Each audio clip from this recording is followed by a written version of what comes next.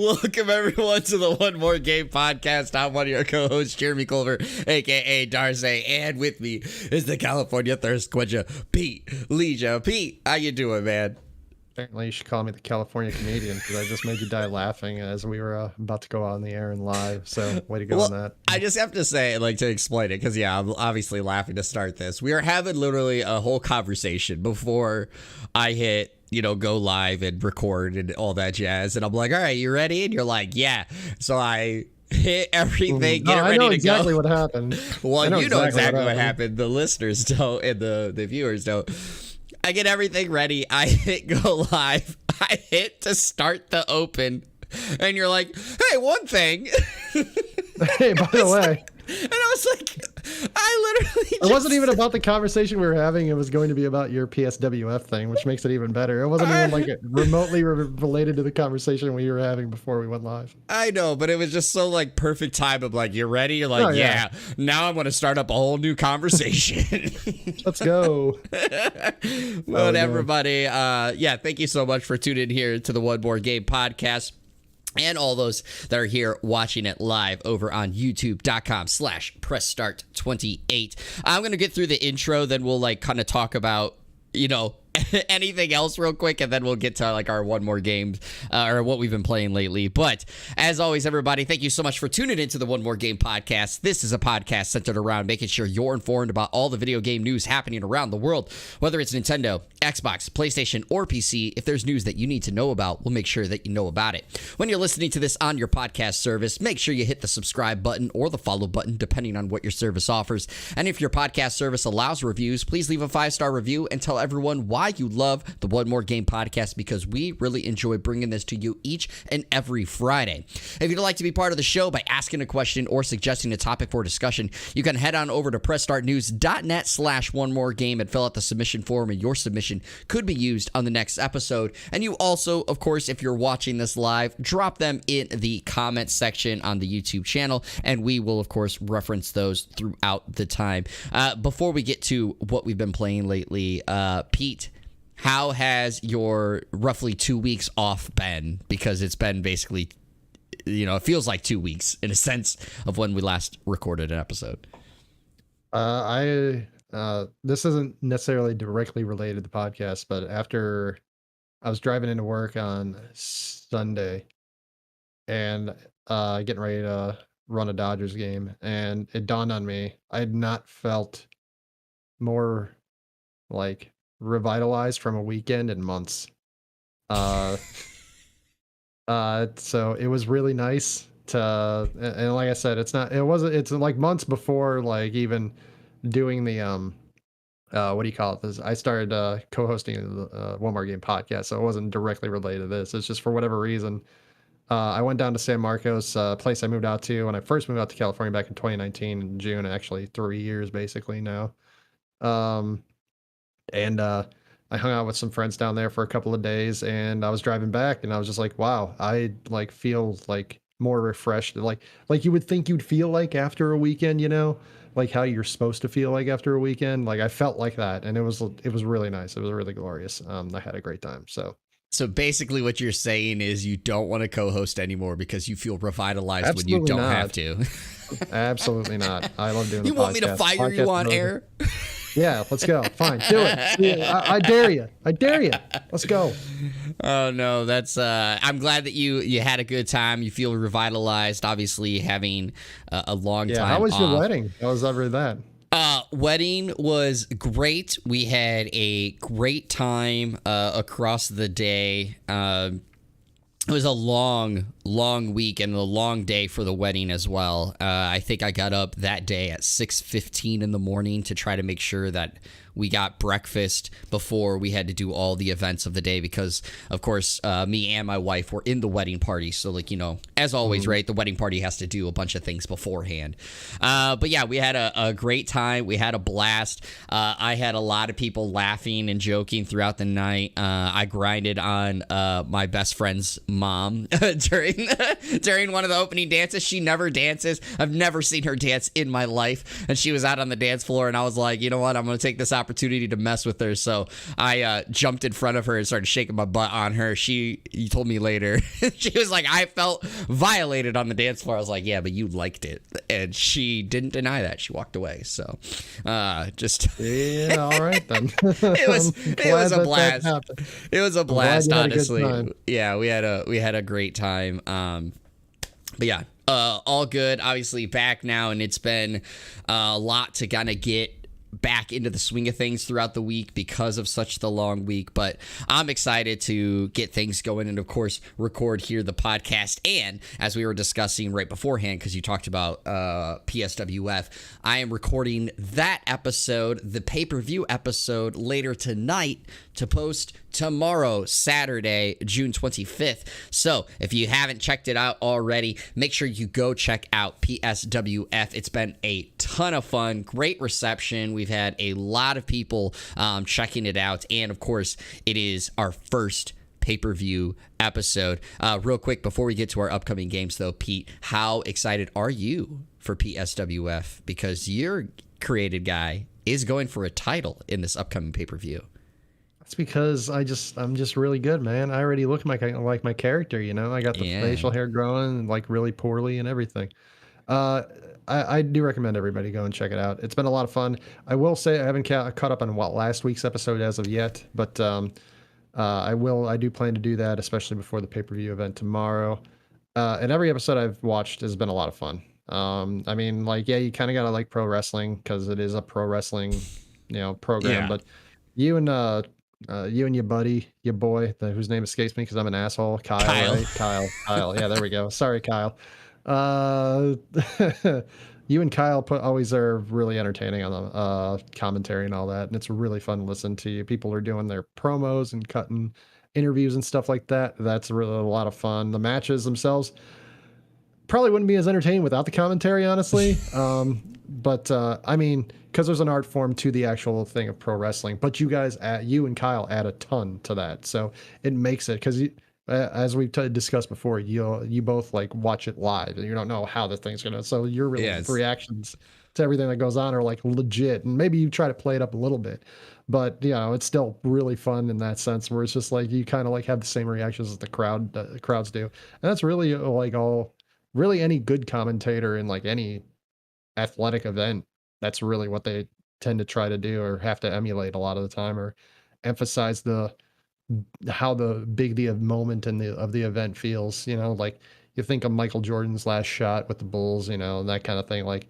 that's like one of the promoting how big the moment is, and also like showing how what the fans are feeling or how they should be feeling in the arena are like the two biggest things. And you guys definitely nail the second part for sure. So it's really a lot of fun. Well, I thank you. And yeah, of course, I will say real quick that, yeah, there are times where, of course, a match ends and we're like, oh, that was it? Okay. Yeah. I mean, but of you don't course, have any control over it. You're not playing the character. Yeah, so exactly. You're just having it like computerized. Sometimes the computer's just like, hey, match is over. And we're like, oh, okay. But like, I need a smoke break.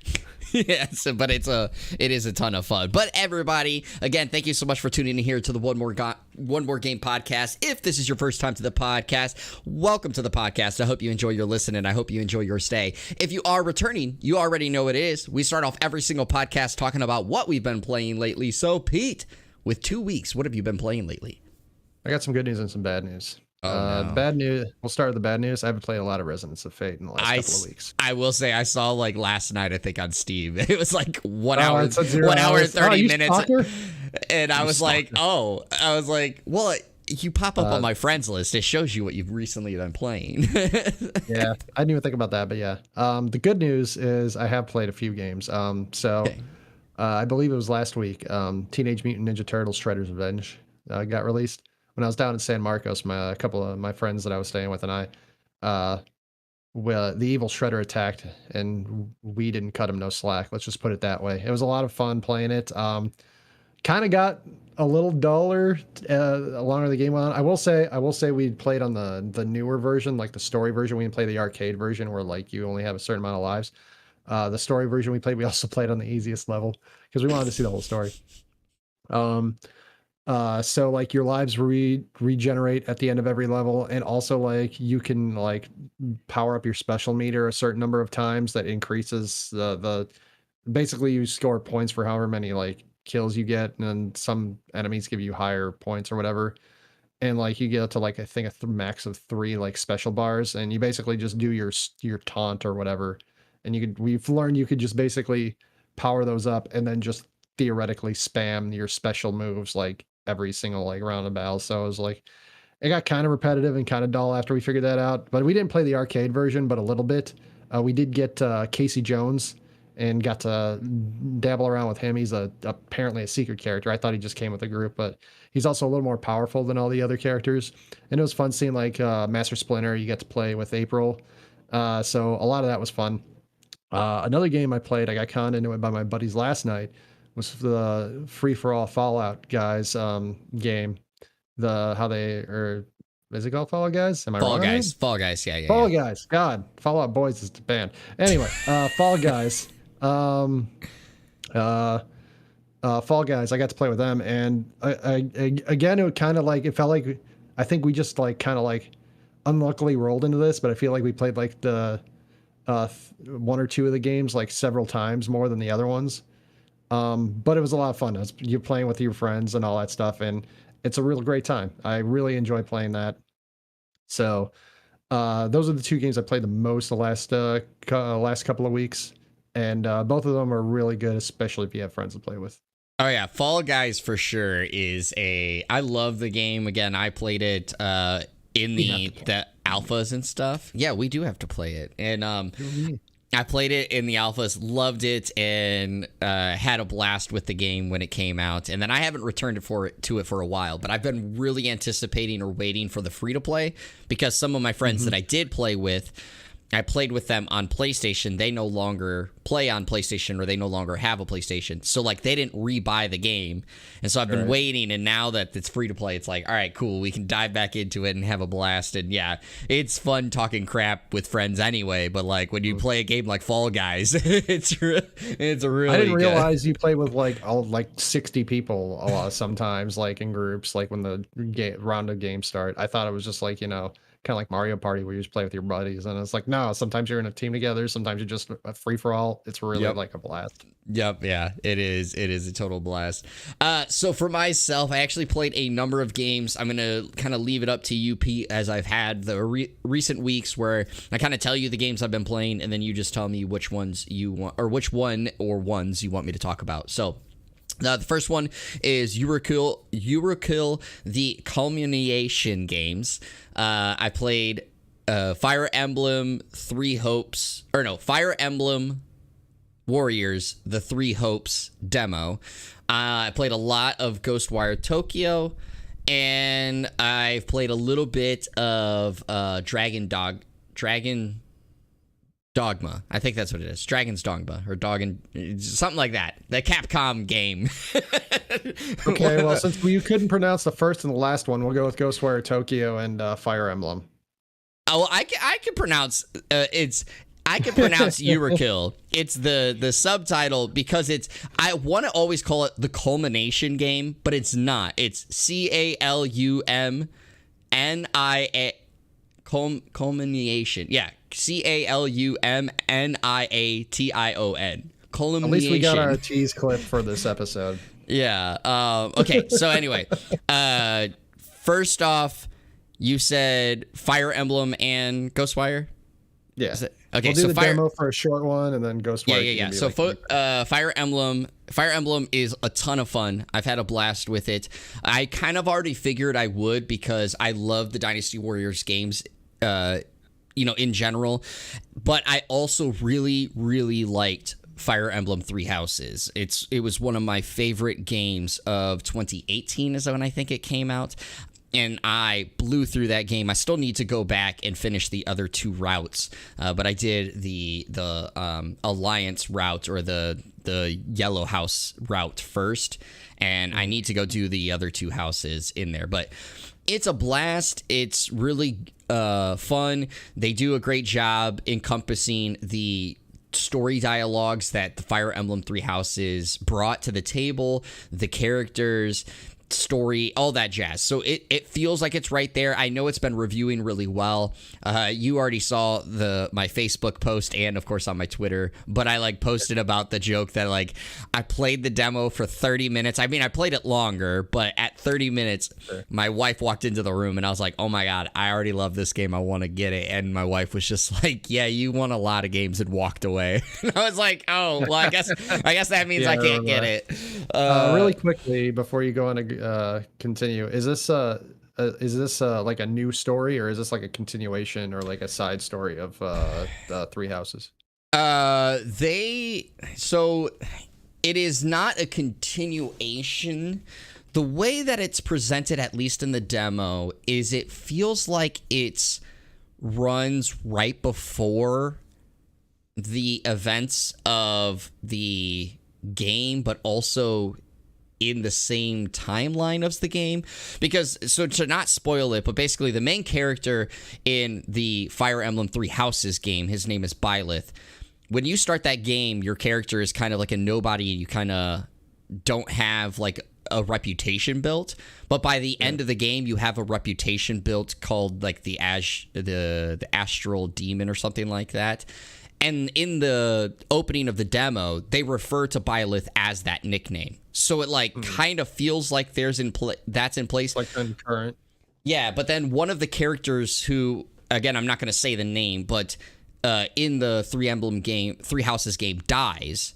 He's alive in the demo, at least at the beginning. So that's where it's like, it feels like it's almost like running side by side with the game, but not at the same time. So I'm not 100% sure yet. Obviously, if I get the full game, I'll dive into it and figure out more where that story arc comes into play. But then, of course, Ghostwire Tokyo, I've been kind of like speed running that game, in all honesty, because I've been really wanting to get through it. I know that it's not a very long game. And also because of the story about my wife, she was saying, for instance, like I have Ghostwire Tokyo that I haven't beat. So like I'm trying to like beat it to be like, hey, see, I beat a game. Let me get Fire Emblem, right? But I've been steamrolling that game. I'm currently on chapter 4. I'm like 12 hours in. And I've been doing a lot of side missions, but I've always been doing basically side missions that lead towards the main mission. So like I'm not really diverting from my path too much. But I'm having a blast with it, but this is going to be like weird to describe, because some people may take this as me saying I don't like the game. I really do like the game. But I'm like, I really want it to end. And part of it is I don't know if it's because of that whole I want to quickly get through it and get to a different game, or if it's just because my expectations I had for the game were really high. As you know, like this was one of my like most anticipated games, and maybe it's just not hitting that point that I thought it would. But like I've been really just like going through the game. I really like the characters so far. Akito, the main character, is a lot of fun. KK, which is basically the spirit that's in Akito, is really well written. I've been switching between the English voice casting and the Japanese voice casting just to hear the differences. I will say I prefer the Japanese voice casting for the most part, just because the lip sync is actually, towards the Japanese voice casting, whereas when it's the English voice casting, you really can tell the lip sync was not made with that one. And so like it causes me to feel the immersion is a little bit separate. But the combat is really cool. I love the flashiness of it, but I will agree with what some people are saying, is that the controls are strange, and like it doesn't feel like a first-person shooter, even though it's supposed to be kind of like a first-person shooter. So sometimes when you're aiming, it just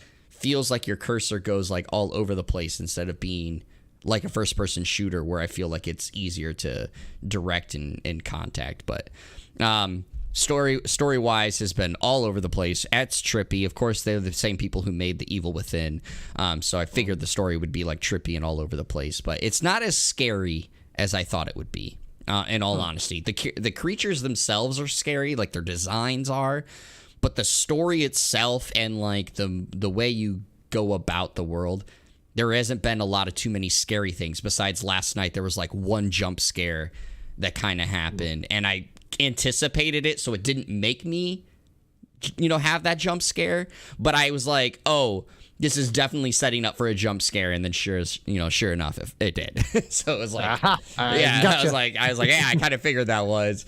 You stare at a painting, and I'm like, this painting is definitely gonna jump scare at you, and sure enough, it did. And I was like, that definitely has a play with a gun in the first act that's pointed out on the stage.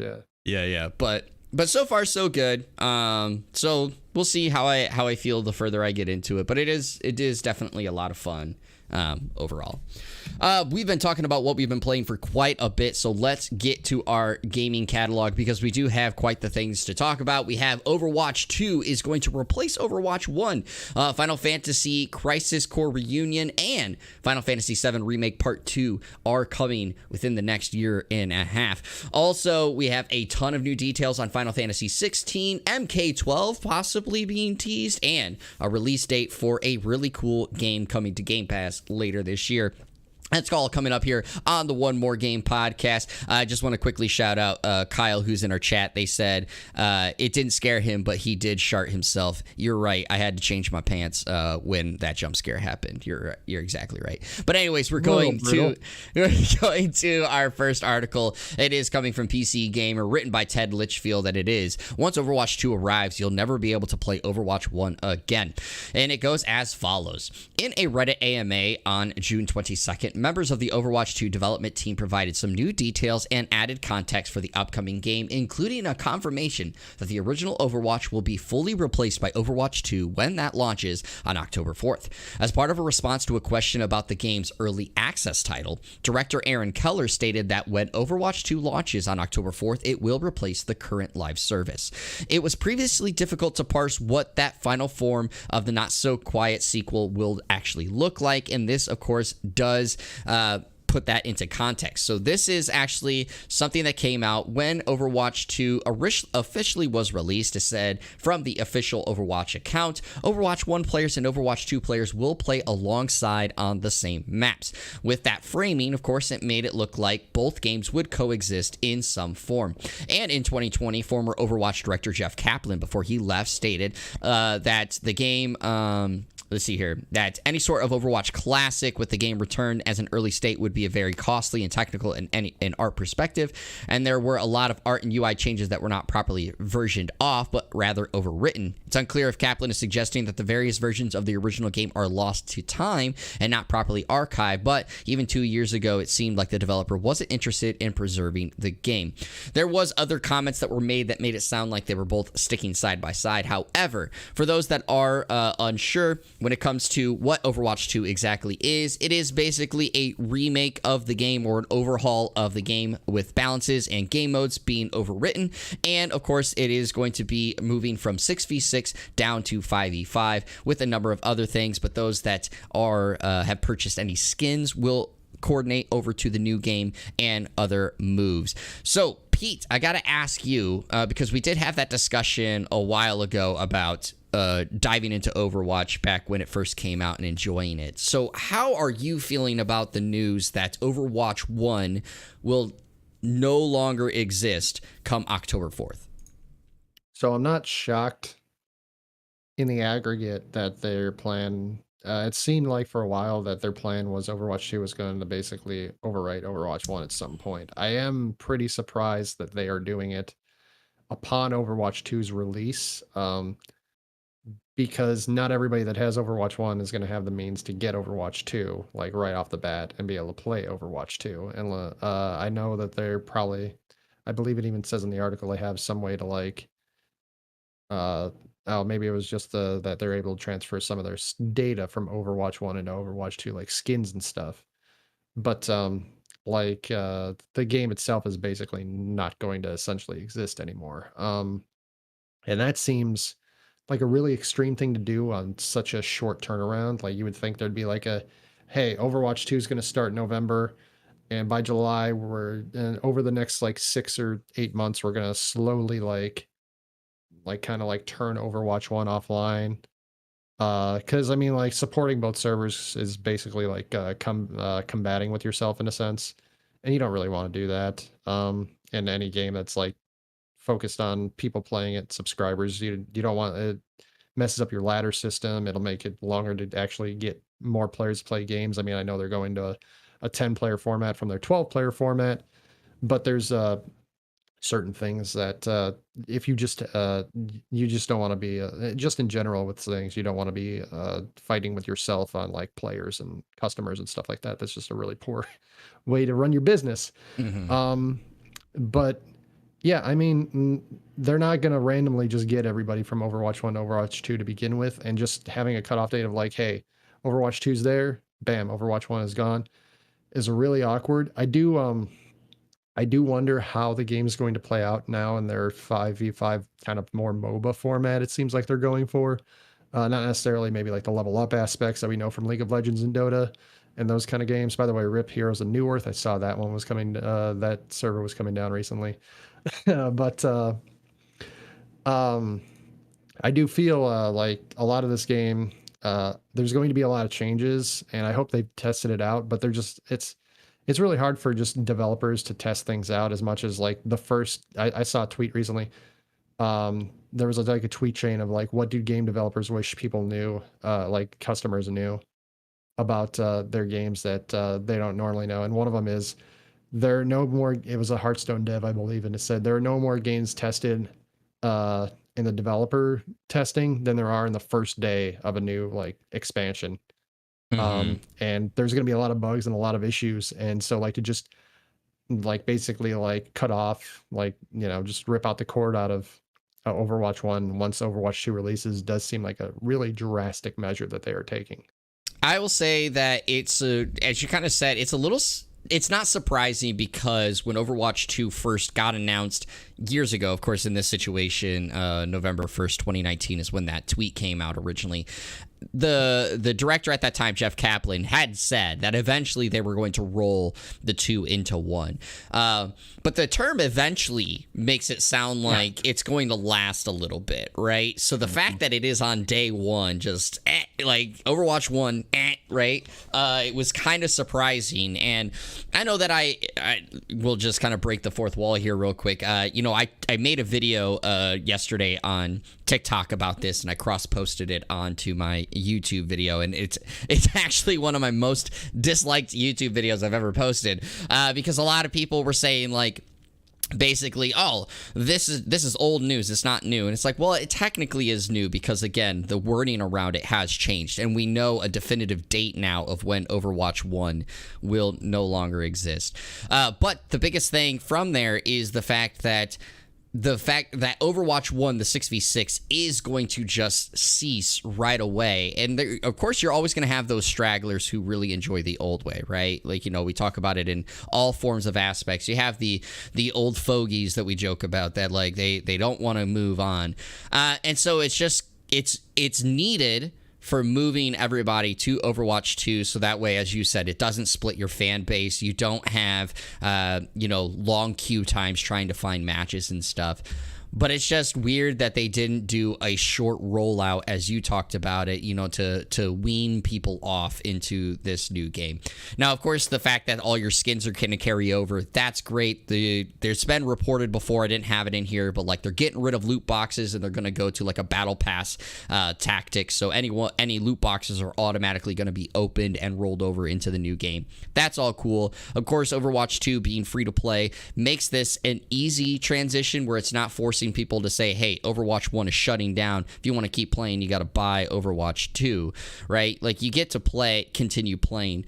But it's just that simple fact of, you know, my wife, when I told her about this yesterday, and I agree, like, I understand it to an extent, is that for the people who bought Overwatch 1, you know, you bought this physical disc or anything, right? Like, for myself, I have Overwatch 1 on PS4.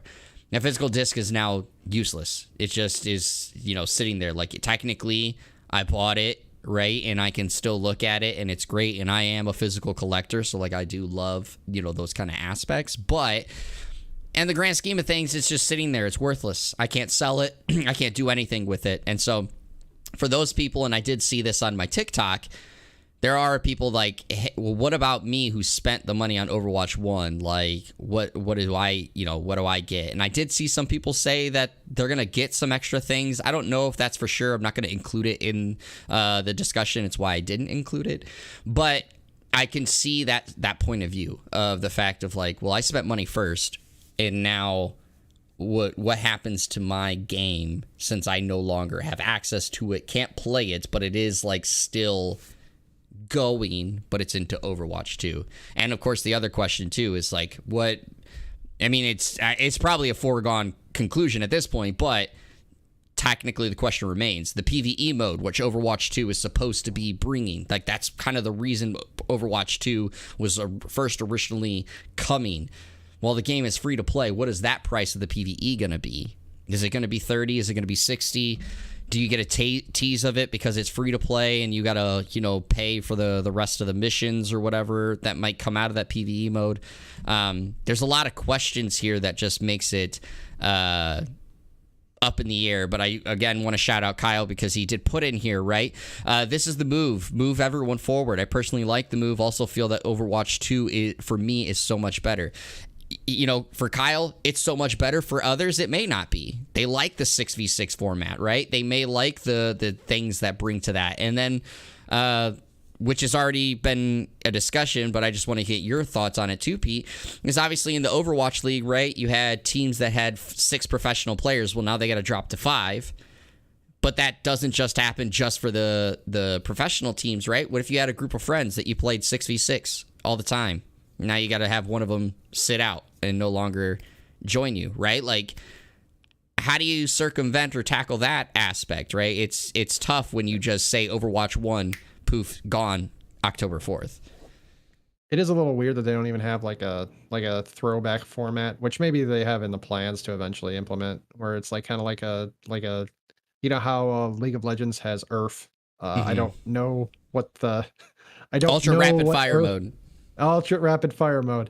Yeah, I don't play League, so I didn't know what the letters meant, but every time Earth is up, I know about it because all my League friends were like, hey man, let's go Earth. And maybe it'll be something like that where they have like kind of like a throwback like every like 4 or 6 months where they just have like a 2-week thing. It's like, hey, it's like 6-on-6, let's go. And you got a throwback thing. Like it's just like a fun, for fun format. But I'm a little surprised they don't even have that as like part of the thing. I was like, no, we're on 5v5 and that's it. I don't, I do feel bad for all the people that are like getting tossed out. Hopefully that there's some sort of compensation for like, especially those esports players. They're just like, yeah, you're not needed now. But I assume a lot of the game is going to change and they're just going to have to like basically uproot a lot of the teams from top to bottom in the sense of like how the game's going to play, because having 5 players is a lot different than having 6 players to begin with. So it might not even be a thing. It's not even as simple as like, oh, we're going to drop 1 player. Now we're down to 5 teams. Now maybe it's like, hey, this strategy that we use as a 6-person team now doesn't work. So you 3 that are like not really good outside of that, we're going to kick all your asses off and we're just going to get 2 other people now or whatever. And that seems also like really like, how the hell is that going to work? Because it's not like, it's like in 7-on-7 with football as opposed to like a regular football game. Like, yeah, you kick out the linemen and stuff like that. But like if you're a linebacker, a wideout, a quarterback, a tight end or whatever, like you're still like on the team. This is more just like, yeah, we're also, the way this works, tight ends aren't really a thing anymore and we don't need any linebackers. We're just going to have 7 defensive backs now. And it's just like really strange and how that's being decided upon. So I do feel bad for the friends thing too. So hopefully they do have something like where it's like you can like a kind of a cycle thing where like maybe like you swap out team members. I guess you could just do that yourself. It is kind of a bummer in that regard though. Yeah, I don't know. Like I said, I just feel like they could have done this a lot smoother, and instead of just like, oh, let's just nip it in the bud. So Yeah, and I want to just bring this in because our resident person who is an Overwatch player is commenting a little bit in here. So they did say, of course, that the teams are still going to need that second person because of the meta. They'll need to figure out, of course, which tank they will want in for that said match. And almost every team is currently still having those two tanks. So we'll see that is, of course, the current way right now, but as always, and which is kind of what we're both alluding to, is with the drop, that doesn't necessarily mean that will be the way they go about it long term. Because at the end, when you axe a player from your roster, or a needed player, so to speak, from your roster, changes and dynamics of team thought processes can always change. Let's move on to our next article, and this is coming from IGN, written by Rebecca Valentine, and it is Crisis Core Final Fantasy VII Reunion announced and coming for this winter. It goes as follows. Crisis Core Final Fantasy VII is really real with Zack in all his glory, and it was announced at the Final Fantasy VII 25th anniversary stream, and it's called Crisis Core Final Fantasy VII Reunion. It's planned for release on Xbox Series, PS5, PS4, Switch, and PC sometime this winter. Now, this is a prequel to the original Final Fantasy VII that was released back on PSP in the West in 2008. The game gained unexpected new relevance when Final Fantasy VII Remake seemed to include a shot-for-shot remake of the Crisis Core ending, but drastically changed its outcome, seemingly confirming that the protagonist, Zack Fair, it would be make an appearance in the main games. So before I get to the next part of it, Pete, I got to ask you, one, have you ever played Final Fantasy Crisis Core? And two, as well, what do you think of what you saw from that remake or remaster look? This is going to sound really bad, but I have actually played Crisis Core. Yeah, I threw a curveball there, huh? Good job. You thought I was gonna say no. Yeah, I've actually played it. It was a really great game. I really enjoyed playing it. I didn't do the 100% completion because I didn't think I completed all the missions, but I did get to the end of the game. The end of the game was really touching. The way they incorporated the game combat mechanics was one of probably the best ways of actually incorporating game mechanics into any sort of storytelling mode. I feel like in any game that I've played, which I can't say is a ton of games. I play a lot of games, but it's not like you play, Jeremy. I'm not even close. I'm not even spitting distance. And people like that in general, I'm probably way more casual in that sense. But I still really liked that aspect. And when I saw the reunion thing, my first thought was, well, I guess I got until winter to get a PS5 because I'm gonna need it for.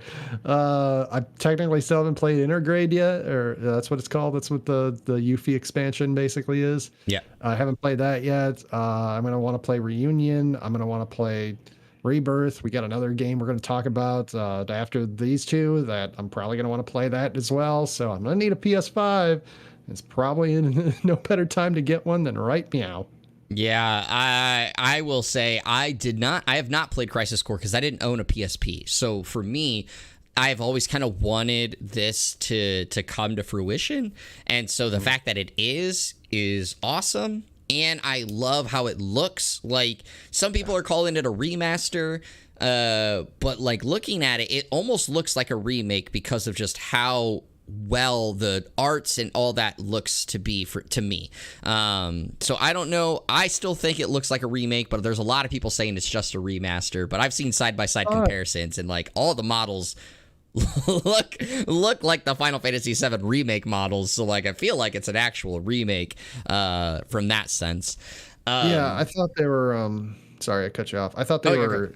I thought they actually mentioned somewhere that they're they're adding some different story elements to it. Maybe that was just my assumption too. But I thought I saw somewhere that that was actually a thing. I don't know if it's gonna drastically change the story, but I wouldn't be surprised if they tried to make it more in line with whatever story they're going along with Final Fantasy VII Remake and Rebirth. Yeah, I think it's a remake, and I think you're right with the changes. But before I say my last thing, real quick, I want to shout out Mr. Adam for saying in chat, keep grinding. Thank you, Mr. Adam, for your support. We really appreciate it. And Cobalt showing up as always, saying that he's replaying the intermission now, the DLC, and he finds it a very enjoyable DLC. I loved the intermission DLC.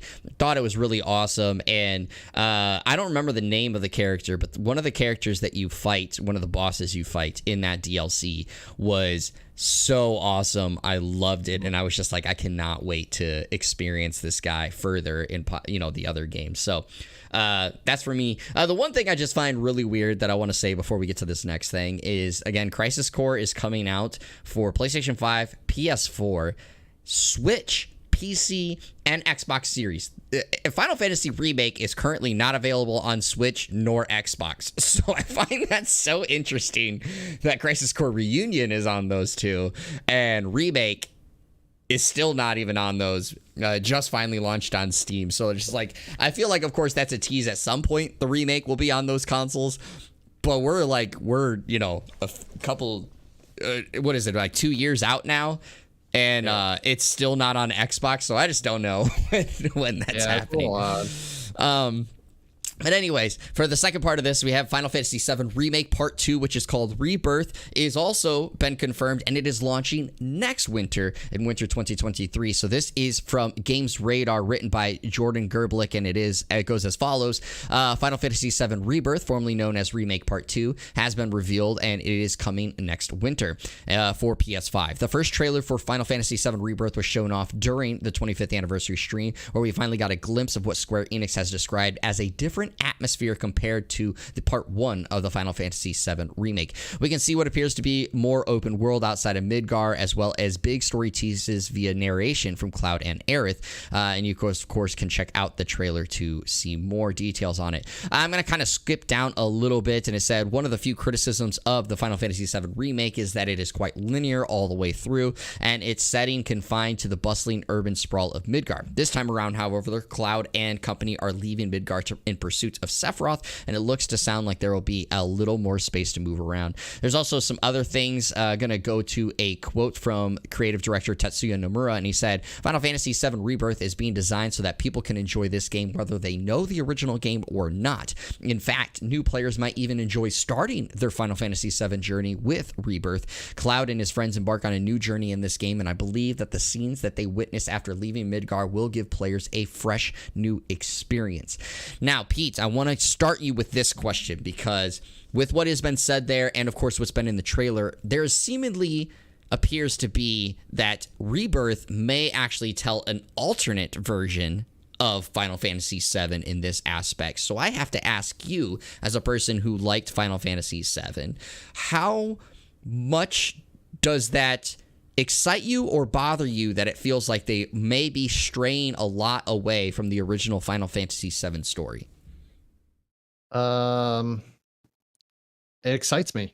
Look, when I was younger, I when you said something about a remake or a remaster or anything of that sort, or just like importing one form of media to another form of media, I wanted things basically to be verbatim. I wanted them to be exactly how they were told in the first part, exactly how they were told before, and that was the only way I used to think that that was a credible way to, I guess, entertain myself or something. I can't really explain why I thought that way. This is just how I felt. It was like that was what I wanted. I liked the original thing so much. That's what I wanted for the remake. As I've gotten older and kind of gotten more understanding, it is near impossible to transfer one.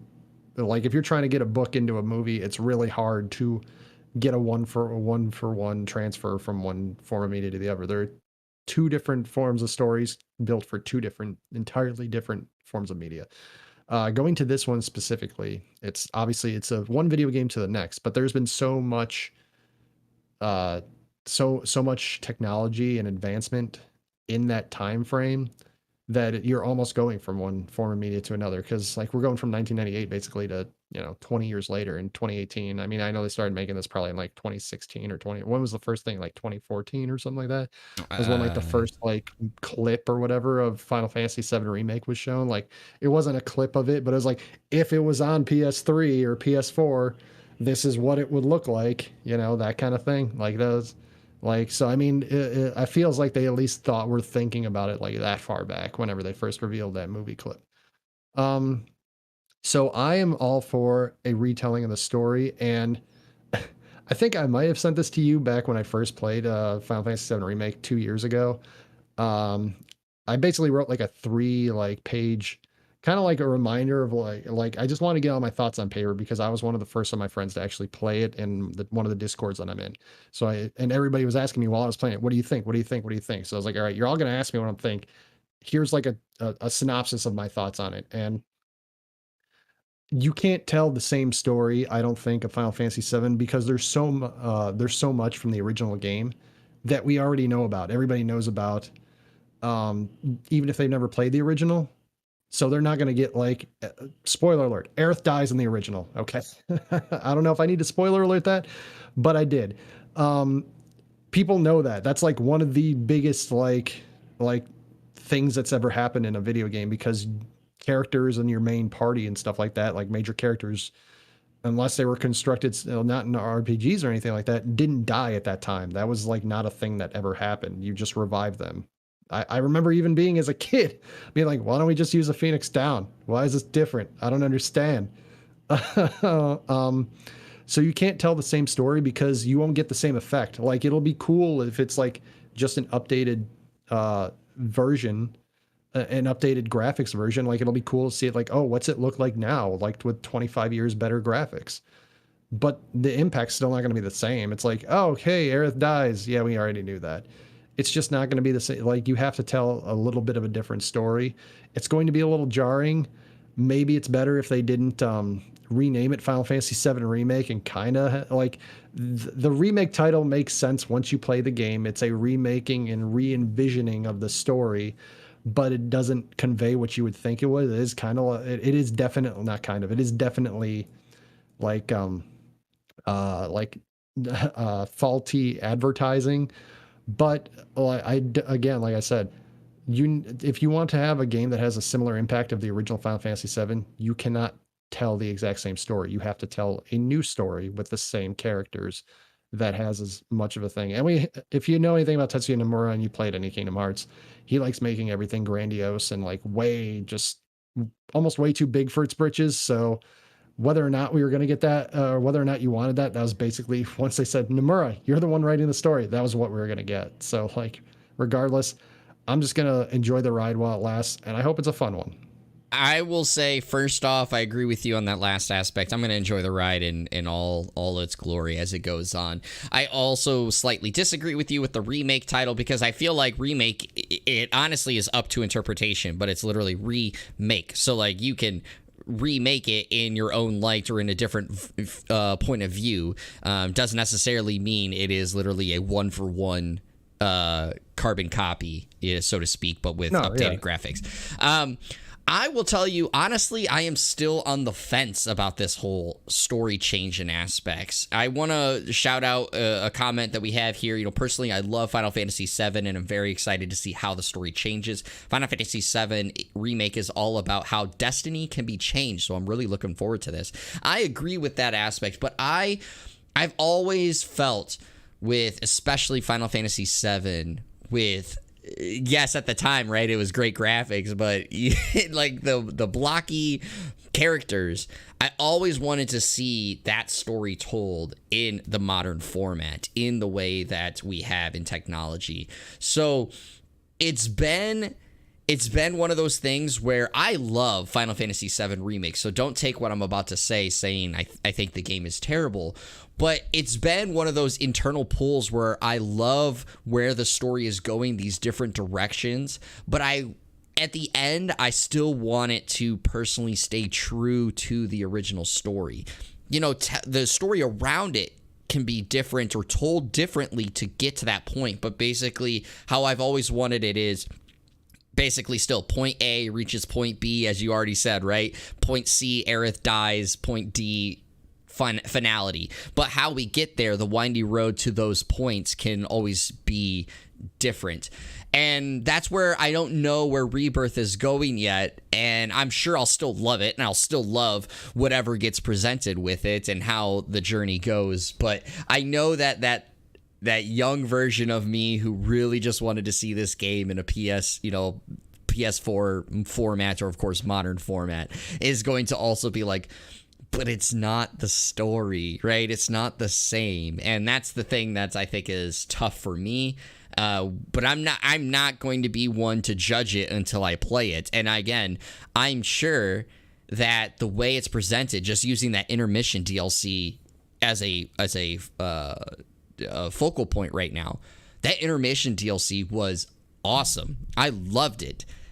That was nowhere to be found in the original game, right? So it wasn't like, if Rebirth tells a different story, then I'm going to be sitting here being like, well, Final Fantasy VII Remake was dirt. It sucked. It didn't tell the story, right? That's not going to be me. But I think that there still will be a part of me of, but what if we got the story of the original? How would that have looked, right? How, using your instance with Aerith, yes, everyone in the game knows how Aerith dies, right? But like, how does Aerith die in the new version? What is the build up to it? Because you can extend it out, or you can tell a different story on how Aerith dies, but in the end, Aerith dies, right? That's what I'm saying is like, still reach the focal points that get to the end, but the way you tell that end maybe is different, and that's deep down what I feel like I might still go with. But the way Rebirth looks, the way Final Fantasy VII Remake was, I'm sure I'm gonna love it. So, and maybe they reach that winding path, like you were saying. Like maybe that's actually where they're going. Yeah, and that's again why I'm not gonna judge it based off of until I play it, and because of the fact it could very well do exactly what I hope it does, but just does it differently. So anyway, we're going to our next article. We got to kind of speed things up because we've been going for a little bit longer. So we're going to GameSpot for this article written by Timur Hussein, and it is Final Fantasy XVI is an ambitious, more mature entry in the series, according to the producer. So I'm not going to read this full article, but as some of you guys know, the producer for Final Fantasy XVI is, and I'm trying to make sure that I find his name real quick so I say it. Naoki Yoshida. Yeah, Naoki Yoshida. Trying to scroll down real quick and find it. But he is the same person who helped, or who is the producer for Final Fantasy XIV, which was a complete bust at the beginning and has turned into one of the best, if not the best MMOs currently available to play. So there's been a lot of articles going out. Timur Hussein talked with him, and I'm going to just read some little snippets from the interview that we got there. So one of the very first things that I wanted to talk about is that basically in the game, so using Final Fantasy 15 for instance, you had to watch Kingsglaive, you had to watch the anime Brotherhood, and of course play the game to really get a full picture of the story that's going on. So Timur Hussein asked, are there plans to support the world with tertiary lore material, or is it more self-contained? And Yoshida said, currently there are no plans to create anything, for example, like a lore book like we had in Final Fantasy XIV. So the development team is currently working really hard to make the final release of the game a complete experience so that no other tertiary content will be required to enjoy or understand it. And so how the story and the narrative progresses is that we follow the life of Clive Rossville through 3 stages of his life: his teens, his 20s, and his 30s. And because we're covering such a large amount of time with those jumps, it's safe to say that a lot will be happening in the background with regards to the state of the realm. And while we have a few side quests available, the game will touch upon what is going on in the world in the background. In addition to those main scenarios, we also will have them in-game compendiums and a lot of stuff to read in-game that will hopefully help provide a lot of lore to the people who wish to delve deeper into the game world. Also, and I feel a sneeze coming on, so hopefully it does not happen. in the trailer, there was implied nudity. So is this going to be a more M-rated Final Fantasy? And it said here, so this is something you can say, not just with Final Fantasy series, but in general, compared to the past, video game ratings have become more and more restrictive recently regarding what can or cannot be shown. That said, I do believe the ratings are very important to ensure that younger players, younger children, are shielded from extreme material. But on the other hand, when trying to tell a story with difficult adult themes, these ratings can end up becoming somewhat of a hindrance, and you find yourself changing things that you wanted to do in the game based on the rating. You wanted to show something, but because you have this certain rating that you need to go to, you need to move the camera away, and that ends up making the entire experience feel a little bit cheap. And so at this time, to make sure we could tell the story that we wanted in the way that we wanted to, we decided to pursue a mature rating in most of the regions that will be releasing the game. But again, this is not because we simply wanted to make the game more violent or the game more explicit. This is because we felt it necessary to tackle and explore the more mature themes in the game it tackles. There's also some other things, of course, in this article and a number of interviews that went live on various websites, so go check those out. But Pete, what were your thoughts after hearing or reading this interview? The first thing I thought of was um you didn't actually cover it because it wasn't part of the interview. It was part of the intro of the article. We discussed it offline. So I guess Yes. You that's go not ahead, my talk first. about it. So I guess the article itself starts by it says the opening paragraph: the Final Fantasy franchise is fighting. I'm assuming it's so to say is fighting to fit in a way that it hasn't been for quite some time. FF14 underwent a huge revitalization. It took it from a floundering MMO, as you said, to one of the most critically acclaimed and beloved games of the genre. And Final Fantasy VII Remake, meanwhile, defied expectations, delivered on an incredibly strong and modernized version of the iconic Japanese role-playing game classic. It continues on, basically saying that it continues on just basically saying that like Final Fantasy VII is kind of like not necessarily been in a tailspin, but definitely on a downward slope in the last like great while, which I wouldn't have ever thought of, but I can honestly say I don't play as much Final Fantasy as I did back when I was a kid. So that was a little bit jarring to me. But the interview itself, uh, it was really cool listening to a lot of Yoshida's opinions. I think he dove into a lot that makes a lot of sense. The mature themes of the world, for instance, he wants a more mature game. So whether the game's going to be an M rating or not, even though it sounds like it probably will be, the art also looks like it's leaning towards like a darker, like more realistic, quote unquote, fantasy. So there's probably going to be a lot of like, you know, not necessarily gory, but bloody scenes and action, violent scenes. So I wouldn't be surprised if it gets an M rating. But the fact that he wants to produce a more mature game, like I think that makes a lot of sense. You got to kind of build with your, you got to kind of build your games with your customers, and a lot of the customers are a lot older now, and the entire world has changed. The politics and things that people are talking about, the things that interest people, have changed a bunch. And if you want to keep grabbing those people, you got to focus more on mature things, and especially like in the interview he was talking about how it's they're focusing less on like they talk about. One of the questions was Final Fantasy 15 was very consciously focused on male friendships and masculinity, and one of the overall themes that Yoshida says is that it's focused on multiple different people with different ideals in the same room, which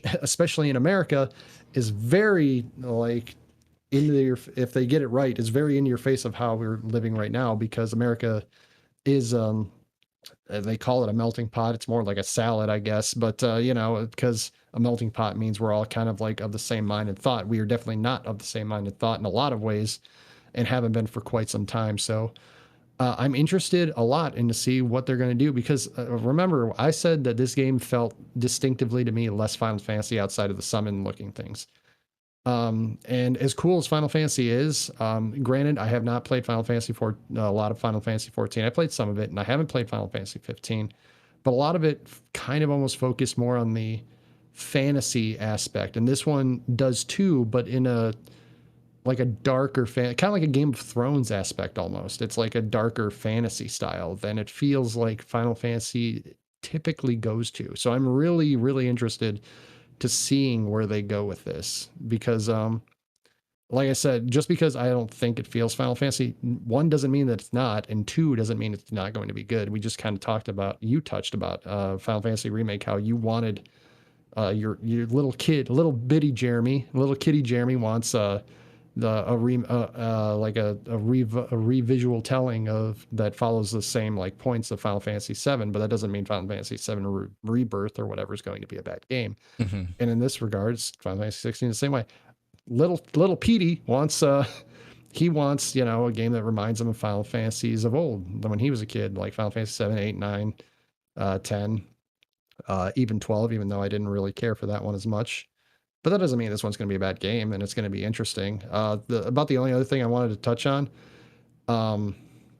the fact that they were mentioning that a lot of stuff we saw, like some of it was more like cinematic than fighting based, which is kind of a bummer because I was really kind of hoping you could just like transform into a big ass giant like Titan dude or Ifrit and fight Shiva, and that would be kind of like the boss battles, which they might still do, but they kind of seem like the way they reference it, it feels more like they're going to be like mini games almost. Mm-hmm. Like one of them's going to focus on shooting, and the other one's going to focus on like pro wrestling and stuff like that, or mentioned specifically.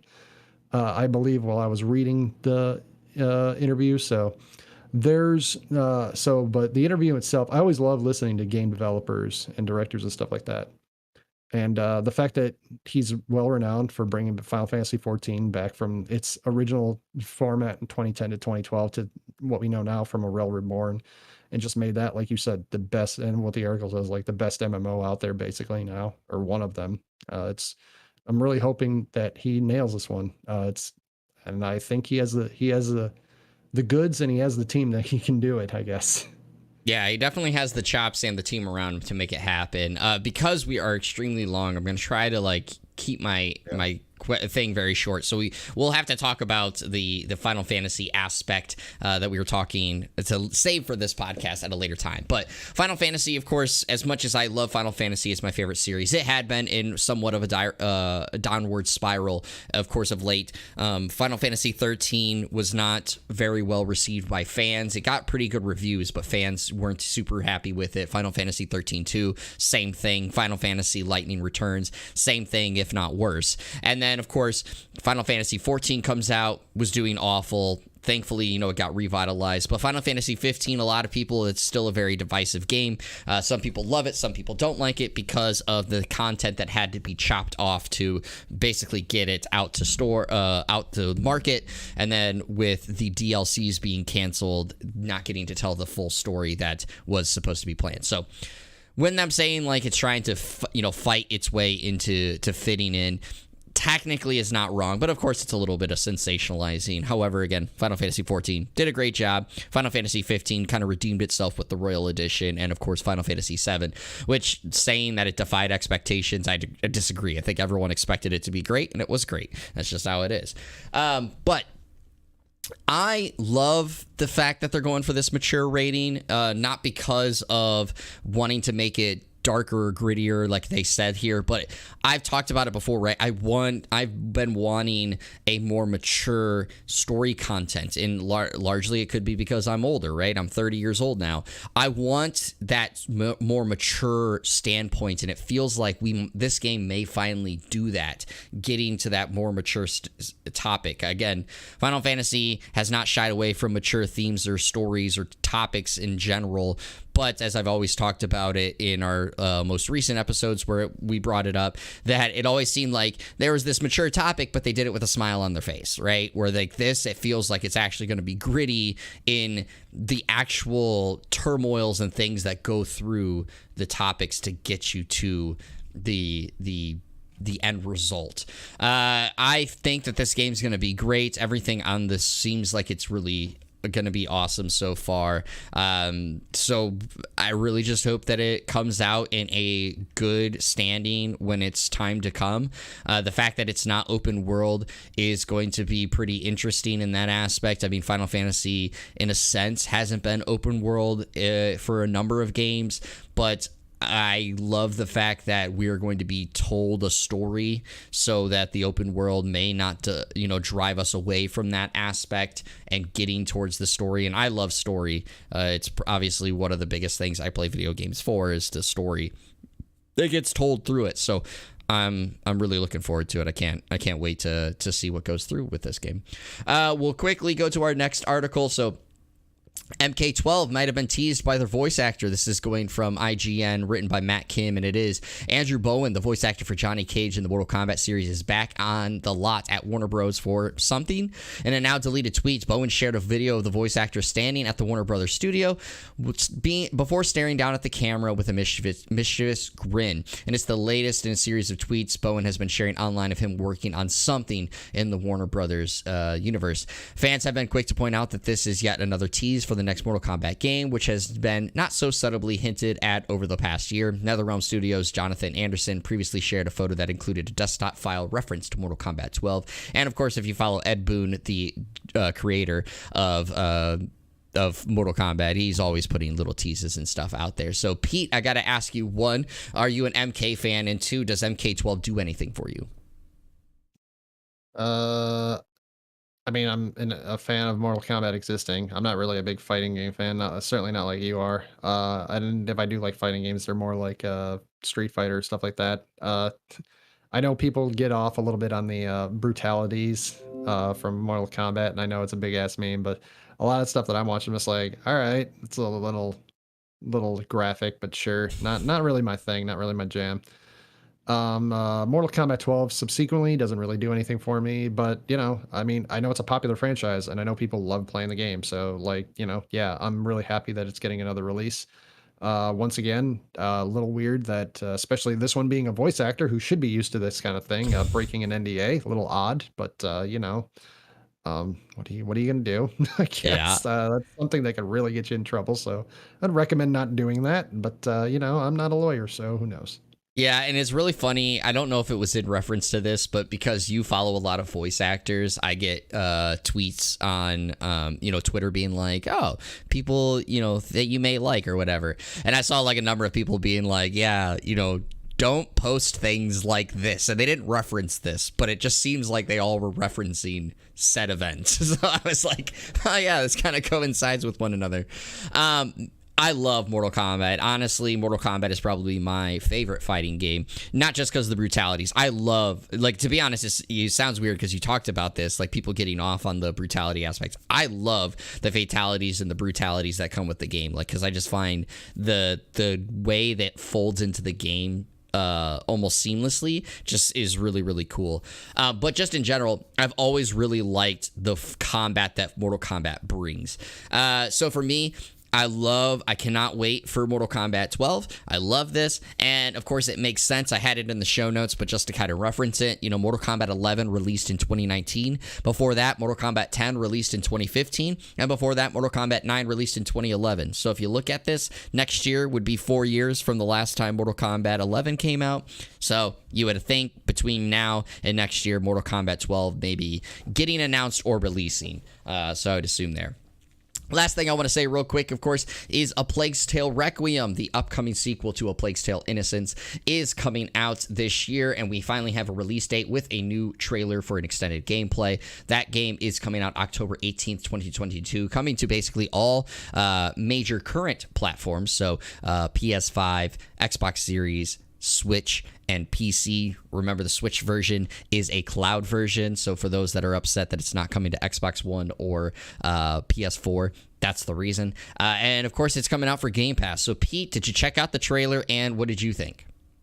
Checked out the gameplay trailer. I was interested enough that I downloaded the first game, Plague Tale Innocence, on Xbox Live on my computer, and I plan on playing that tonight and then playing Residents of Fate tomorrow. So yeah, I'm really interested, and I hope I like the original, so I get really interested to play the second one because it's coming out on Game Pass as well.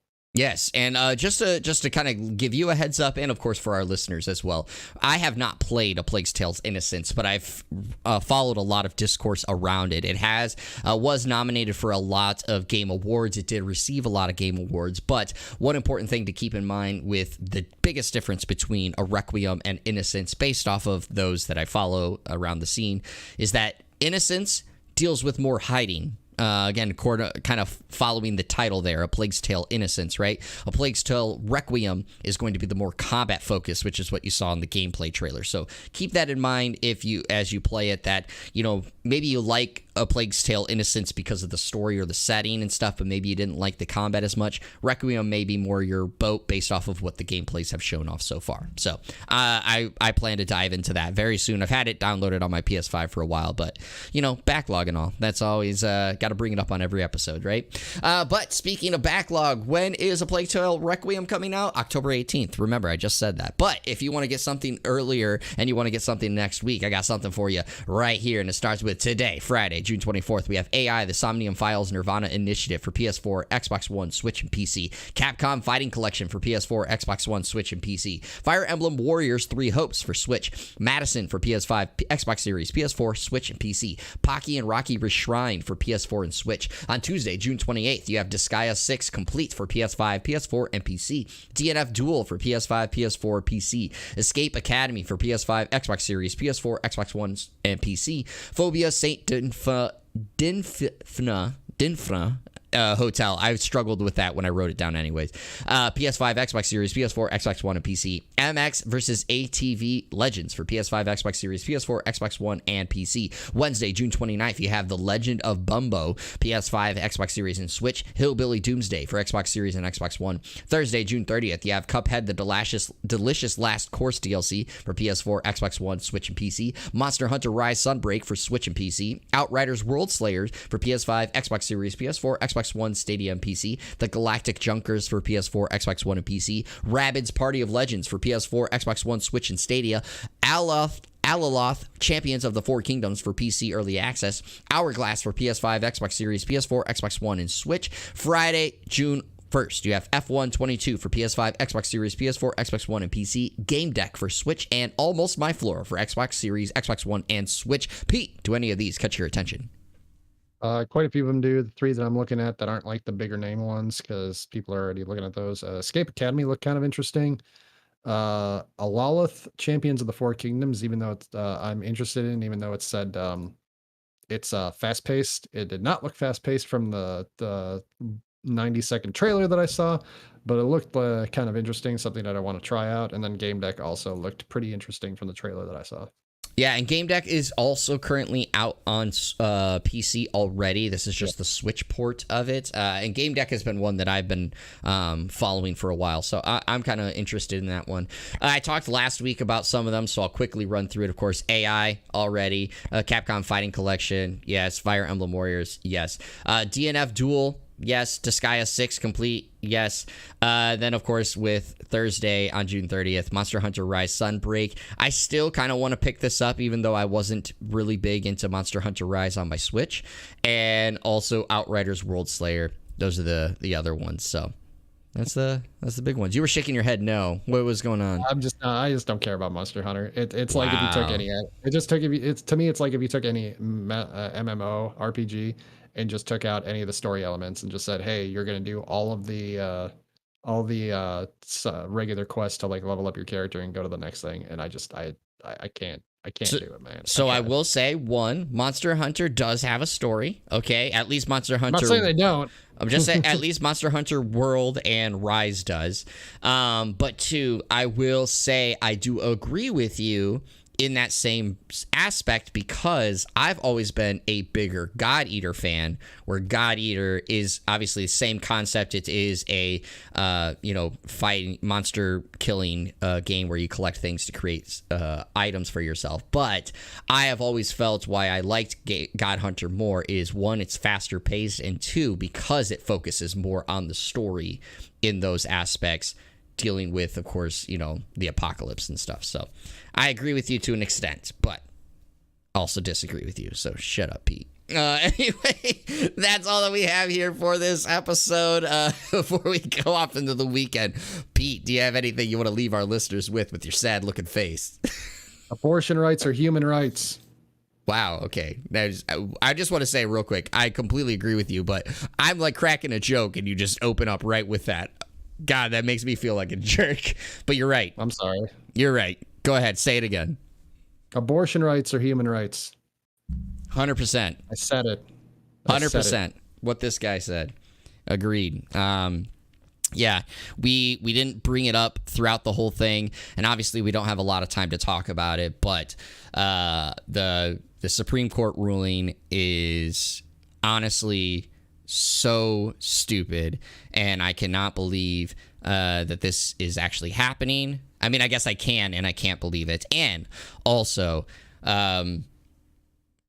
you know, think about your family members that this directly can impact, because this could be very devastating across the country. So, yeah, I agree with you, Pete.